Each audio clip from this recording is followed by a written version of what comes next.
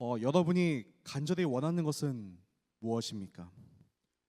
생일 때 선물을 받고 싶거나 아니면 이번 달에 달성하고 싶은 어떤 투두 리스트 정도의 이야기가 아니라 진짜 여러분의 전체 인생을 걸고 정말 내 인생에서 모든 것을 내가 걸고 이것은 꼭 이루고 싶다라고 하는 그런 것이 있을까요? 예를 들어 저희가 역사를 보면 옛날에 독립운동가들이 일제 치하 시대 때 이 나라의 독립을 위해서 되게 간절하게 소망을 품었던 것을 우리가 기억하죠. 그런 제가 지금 묻고 싶은 것은 내가 내 인생 전부를 걸 만큼 정말 내가 소망하는 것이 있고 그런 목적이 우리에게 있느냐라고 하는 것입니다. 오늘 우리가 함께 읽은 이 성경 말씀에 우리는 계속해서 이 사도 요한이 어떠한 마음으로 지금 이 하나님께서 보여주시는 이 미래에 대한 계시를 또는 지금 상황에 대한 계시를 보고 있는지 함께 살펴보고 있습니다. 근데 이 요한 또한 그 90세 나이지만 그가 지금까지도 여러 박해와 힘든 순간들을 견딜 수 있었던 것은 바로 그에게도 그런 인생을 걸 만한 소원이 있었기 때문입니다.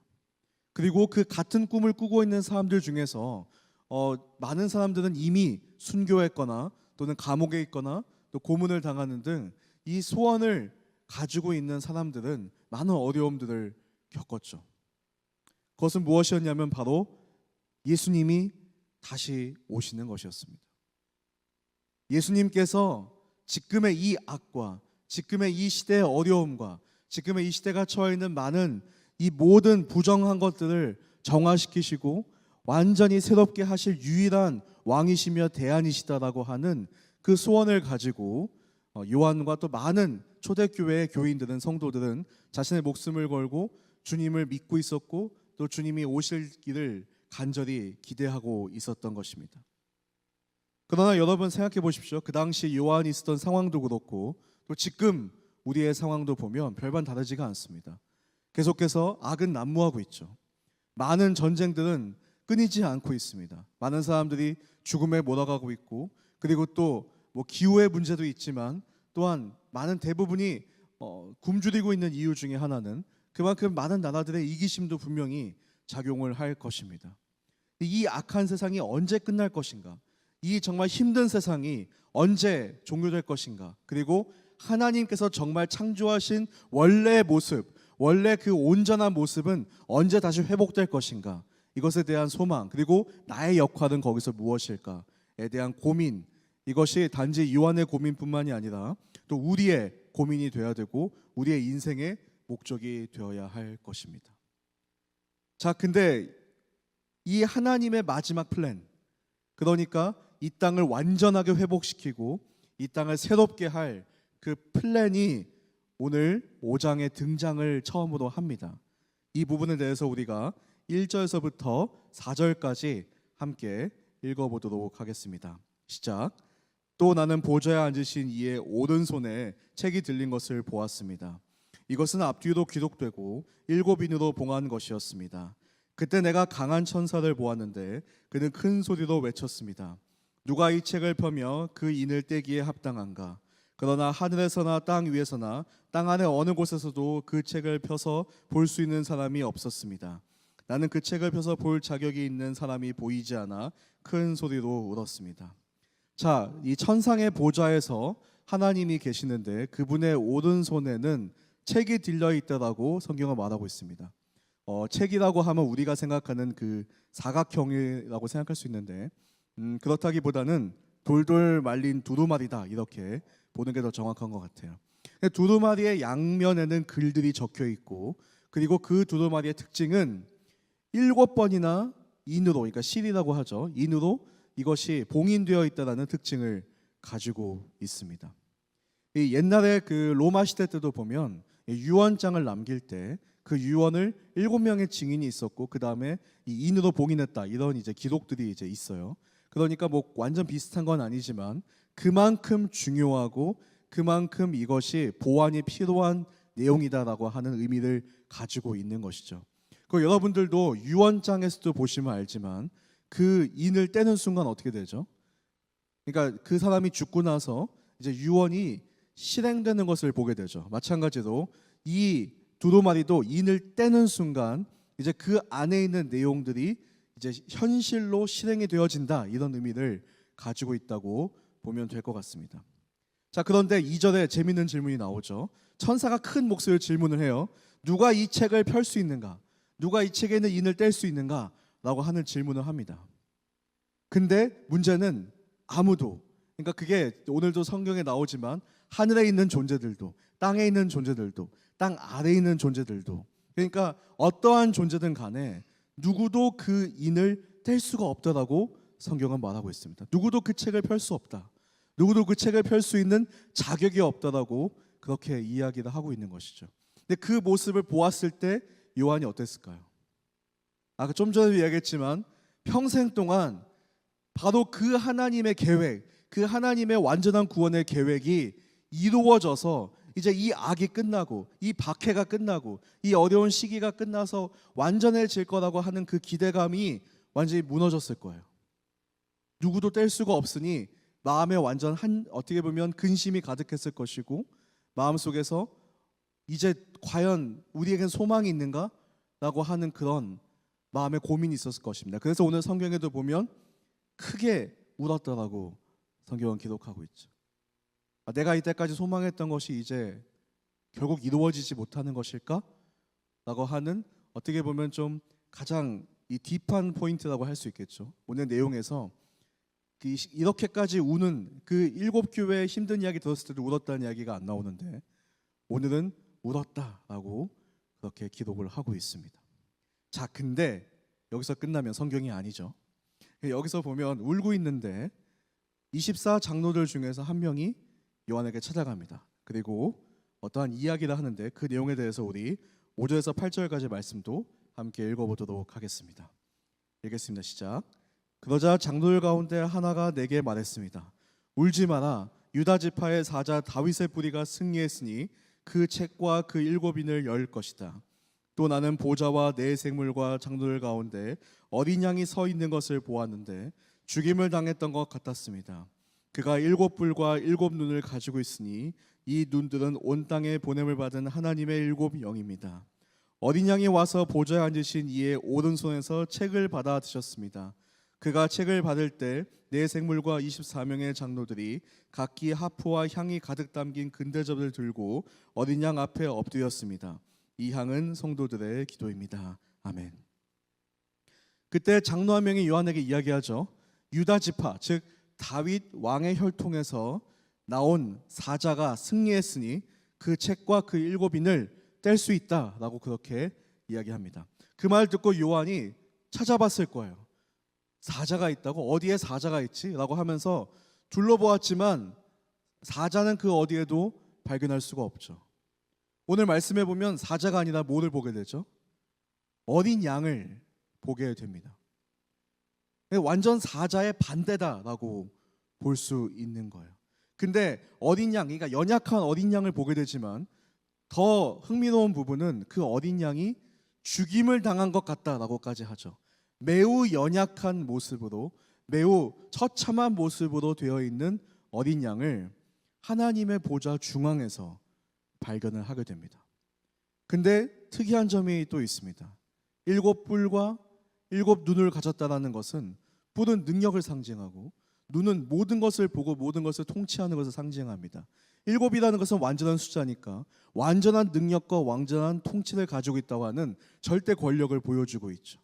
근데 죽임 당했는데 연약한데 그의 모습 속에는 사자의 모습이 동시에 보이고 있는 것입니다. 그리고 그 세상에 아무도 받을 수 없었던 그 책을 그 어린 양이 하나님의 오른손에서 받았을 때 그때 모든 이들이 무릎을 꿇고 경배하면서 그때 24명의 장로들이 금 하프랑 그리고 보면 이 금 대접이라고 하는 것이 있는데 그 대접에 있는 것이 성도들의 기도라고 그렇게 성경은 말하고 있습니다. 성도들의 기도라는 것은 바로 우리의 기도인 것이고 또 금 하프라는 것은 또한 찬양인 것이죠. 그러니까 우리의 찬양과 우리의 기도를 하나님 앞에 금에 담아가지고 올려드리는 모습을 보게 되는 것입니다. 우리의 기도가 우리가 하나님께 기도했을 때 어디로 갔는지 성경은 보여주는데 바로 주님 앞에 금의 담개가 귀하게 담겨져서 올려드린다라고 그렇게 성경은 말하고 있는 것이에요. 자, 여기서 우리가 깨닫게 되는 것은 무엇일까요? 보통 우리가 기대하는 하나님의 구원, 우리 인생에서 하나님께서 뭔가 역사하신다면 우리는 크게 역사하실 거라는 기대감이 있습니다. 왜냐하면 하나님은 크신 분이시기 때문에, 하나님은 능력의 하나님이시기 때문에 분명히 무언가 하나님께서 날 도와주신다면 뭔가 크게 역사하실 것이다라고 하는 생각이 우리 안에 있는 것이죠.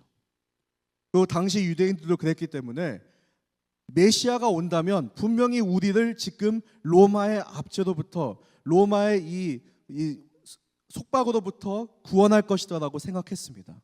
근데 예수님은 어떠셨죠? 로마로부터 구원한 것이 아니라 로마인들에 의해서 십자가의 처형을 당하셨죠. 사람들은 사자를 기대하고 살펴보고 있지만, 그러나 사람들이 발견하는 하나님의 구원의 모습은 어린 양의 모습이라는 것입니다. 죽임당한 어린 양으로서 나오고 있다는 것이죠. 저도 우리가 살면서 이런 생각을 해봐요. 저 같은 경우도 음악을 할 때 막 어떤 콘크리 앞에 있으면 제가 1등을 해서 하나님의 영광을 돌리고 싶습니다, 이런 기도를 했던 것이 어렸을 때 기억이 납니다. 무언가 큰 것, 무언가 세상이 보았을 때 대단한 것, 놀라운 것에 대해서 우리는 하나님께 기도하고 우리의 그런 기대감을 가지고 살아가고 있는 것이죠. 그러나 유다의 사자이신 우리 메시아 예수 그리스도는 강렬한 모습으로 등장하지 않으셨습니다. 그분은 가장 낮고 낮은 곳에서 가장 연약한 모습으로 자신이 만든 사람들의 손에 의해 죽임을 당한 신이 된 것이죠. 근데 그 허무해 보이고 그 가장 기피하고 싶은 그 십자가의 죽음에서 하나님의 놀라운 구원의 역사가 시작되는 것을 보게 됩니다. 거기서부터 진짜 사자의 힘이라는 것이 무엇인지를 보는 은혜가 시작이 되는 것이죠. 여기서 우리가 이런 질문을 저는 해야 된다고 생각합니다. 이 장면이 보여주고 있는 이 하나님의 일하시는 방법이 보여주는 것이 무슨 뜻일까? 어떤 의미일까? 우리가 그리스도인이라면, 즉 예수님을 닮는 삶을 살겠다고 결단한 자들이라면 어떠한 삶을 살라고 오늘 보여주시는 것일까? 전 이 질문이 되게 중요하다고 생각해요. 하나 확실한 것, 오해하지 말아야 될 것 하나가 있습니다. 무엇이냐면, 그럼 나도 주님처럼 목수가 돼야 되겠다. 그거는 분명히 주님께서 말씀하시는 내용이 아닌 것 같아요. 아니면 나도 이스라엘로 가야 되나? 이것도 역시 아닌 것 같습니다. 나도 그러면 정말 모든 내 재산을 포기하고 거리에서 이렇게 유랑하면서 주님처럼 그렇게 다녀야 되는가? 그것도 오늘 말씀이 주는 내용은 아닌 것 같아요. 비천한 자리에 오셨으니까, 비천하게 죽으셨으니까 나도 그래야 하는가? 제가 보니까 어떤 사람은 자신을 진짜 주님께서 너의 십자가를 지고 가라 해가지고 그걸 문자 그대로 받아들여서 자신을 못 받고 뭐 이런 사람도 간혹 있더라고요. 그거를 주님은 말하시는 것일까요? 주님이 가지고 싶었던 것이 우리가 다 희생하고 헌신하는 삶, 이게 최고야, 이게 최선이야가 오늘의 메시지일까요? 당연히 헌신하는 삶이 귀하지만 또 그런 사람도 필요하지만, 제가 봤을 때 가장 중요한 하나님께서 오늘 보여주시고자 하는 것은 무엇이냐면 그 하나님의 말씀에 온전히 순종하는 삶을 보여주셨다는 것입니다. 근데 그 순종이 만약에 아주 어려운 것이라 할지라도, 내가 십자가에 죽는 거라 할지라도 하나님께서 말씀하셨다면 나는 순종해야 되겠다라고 하는 그 결단, 그것이 오늘 우리가 배워야 되는 부분인 것이죠. 이 어린 양이 위대한 이유, 이 죽임당한 어린 양이 우리가 찬양하는 이유는 그가 보여준 그 헌신과 희생 때문이 아닙니다. 온전하게 하나님 말씀에 순종했기 때문에 찬양받기에 합당한 것입니다. 하나님 앞에 온전하게 나를 내어드렸기 때문에 그 완전한 순종이, 그 결단이 하나님의 경배의 대상이 되는 것이죠. 저는 이런 생각을 해봅니다. 우리가 예를 들어서 11조를 제가 한번 생각이 들었습니다. 11조를 왜 내야 되는가? 막 이유를 우리는 찾으려고 해요.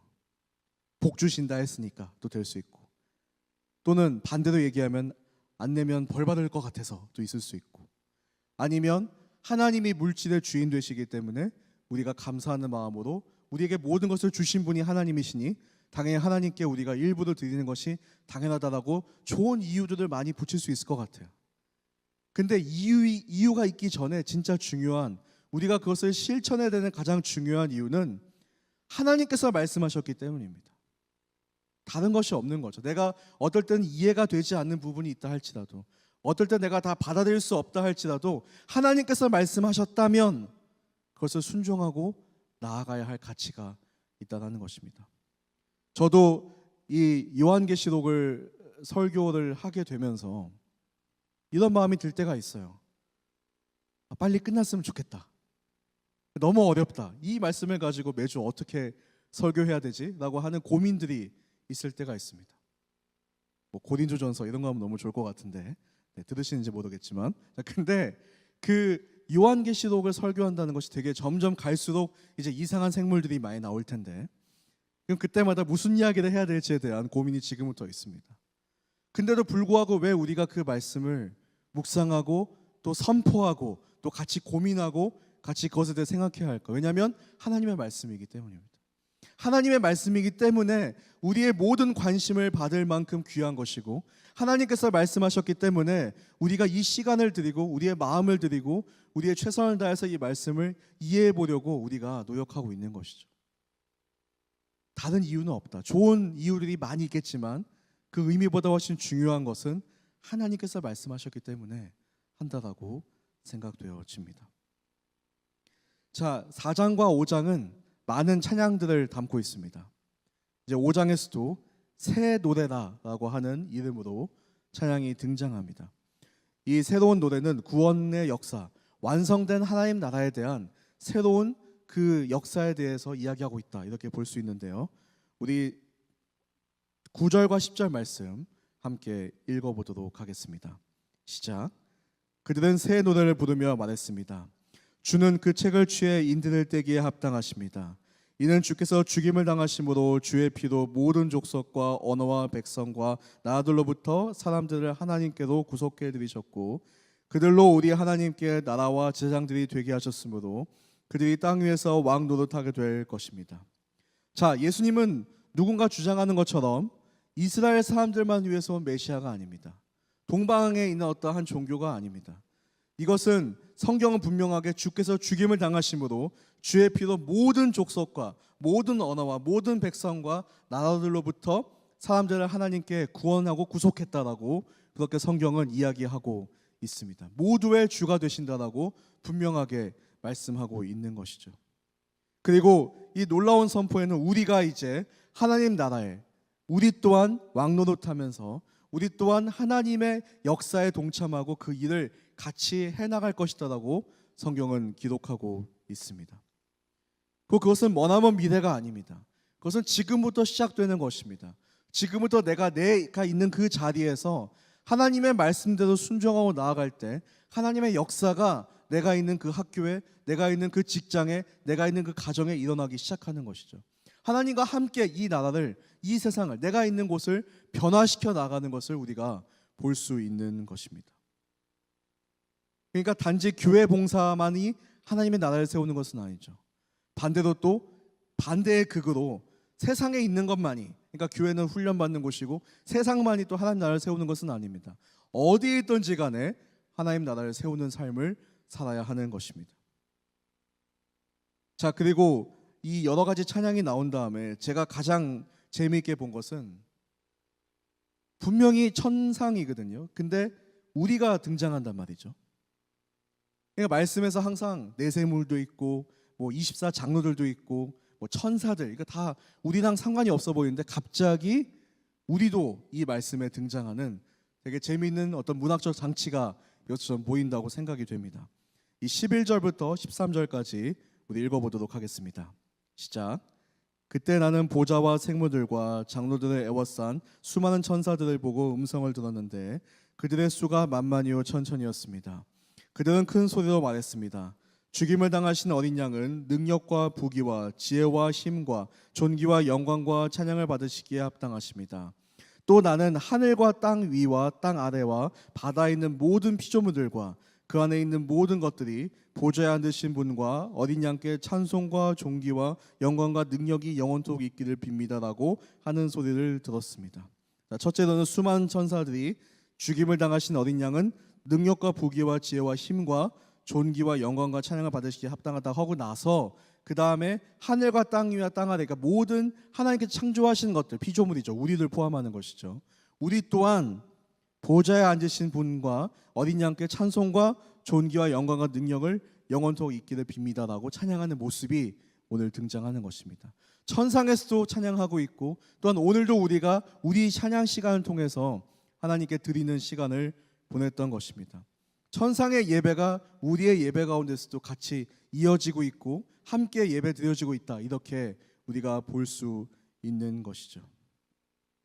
오늘 이 예배 시간도 우리가 죽임당한 어린 양을 찬양할 수밖에 없는 이유다라고 보여줍니다. 그래서 오늘은 특별히 제가 찬양팀에게 이번 2주 동안 저희가 묵상했던 이 요한계시록 4장과 또 5장을 보면서 이 4장, 5장 관련돼서 작곡된 찬양들이 정말 많이 있는데 그 중에 힐송에서 작곡한 존귀한 어린 양을 제가 한번 같이 우리가 그냥 보면서 같이 따라 불러도 좋지만 오늘은 그냥 들으면서 가사를 묵상하면서 이 성경 본문에 대해서 한번 생각해 보자는 시간을 갖고 함께 기도를 하려고 합니다. 자, 근데 그 한 가지 좀 어려움이 있었던 게 원래 이제 영어잖아요. 힐송 곡이니까 영어랑 한국어 그 번역이 너무나 달라서 그래서 영어로 불러달라고 요청을 했습니다.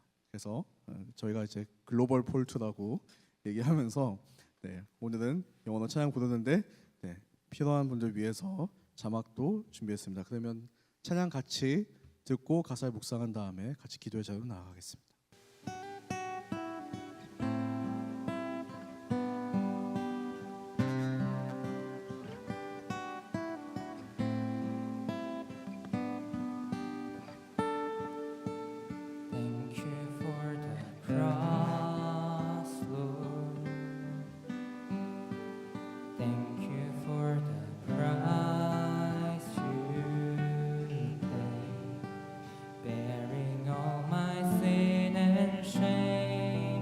In love you came and gave amazing grace.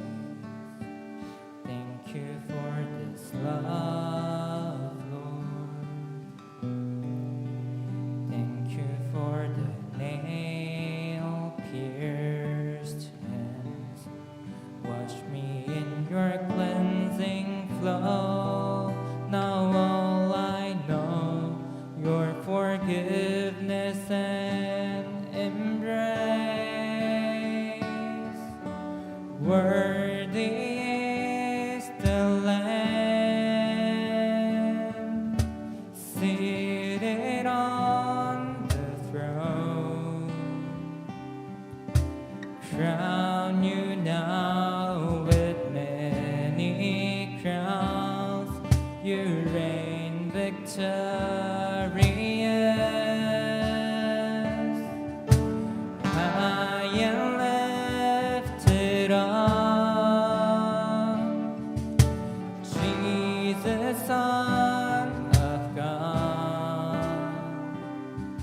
The darling of heaven crucified.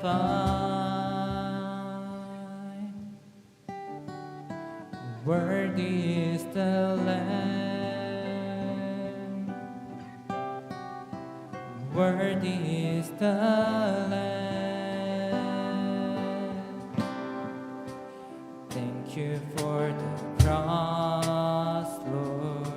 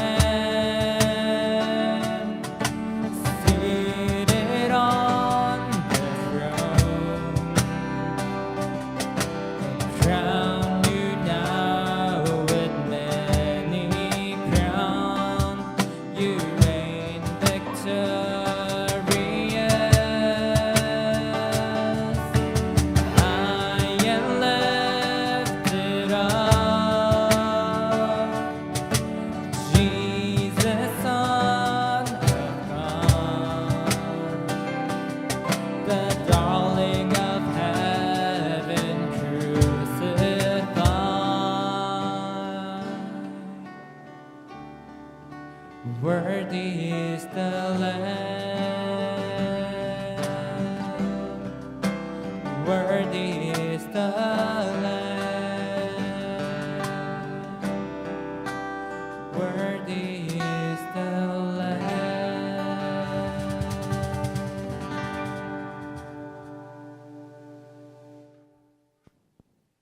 우리 오늘 마지막 절인 14절 말씀 보도록 하겠습니다. 함께 읽겠습니다.